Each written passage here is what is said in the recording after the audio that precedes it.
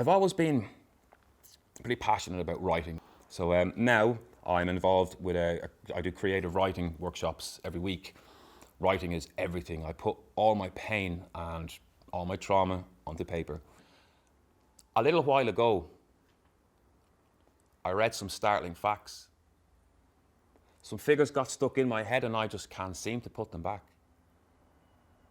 I read some sobering statistics that to me seem just sadistic, but the more I think about it, it just seemed indicative of self. And I need to speak to you today about our mental health. So according to these numbers, and I really wish these weren't facts, but they're imprinted in my consciousness by these poor people's acts. So according to these numbers, 1 in 8 of us has tried at one time or another to take our precious lives. And if that one doesn't blow your mind, then try this one for size. The biggest cause of death in young men today is suicide. And I said suicide, not homicide or even heart attack. And we just face this epidemic, apathetics on our backs, and don't tell me to calm down. And don't you dare tell me to relax, because I am angry and I'm offended by these catastrophic facts, because we should have seen it coming. I mean, we even saw the cracks. And we asked the government for help and they said they haven't got the cash. But what about you? Why aren't you angry? Why aren't you even sad? People, why aren't you going ballistic when you hear the statistics? And for those of you who suffer still and maybe at the end, listen, I'm sorry that we failed you, that you think you have no friends, that we cannot see your suffering and you think it will not end. And that you think we're better off without you being a burden on us all. Am I making any sense now, people? I mean, the writing's on the wall. And for those of you who suffer still, I've got yet this to say to you.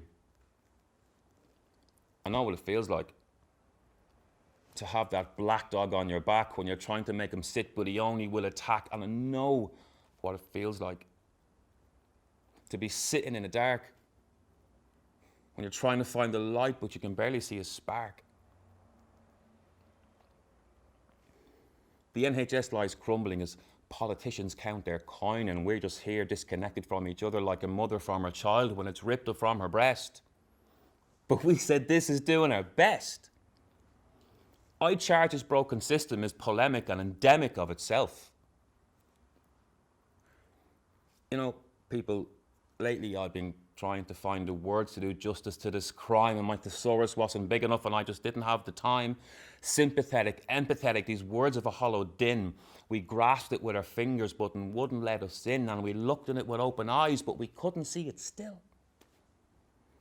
And we nearly had it for a fleeting moment until we lost our sense of self and it became socially unacceptable to discuss our mental health. And what is with the stigma? What is with the shame? When will we ever be man enough to voice our mental pain? So I guess this is it then.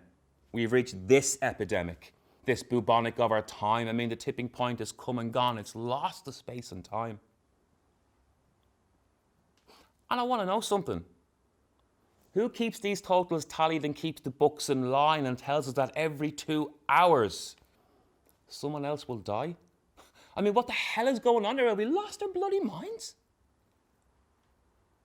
And I also want to know, if this is just a tragic game of numbers, is there even such thing as a highest score?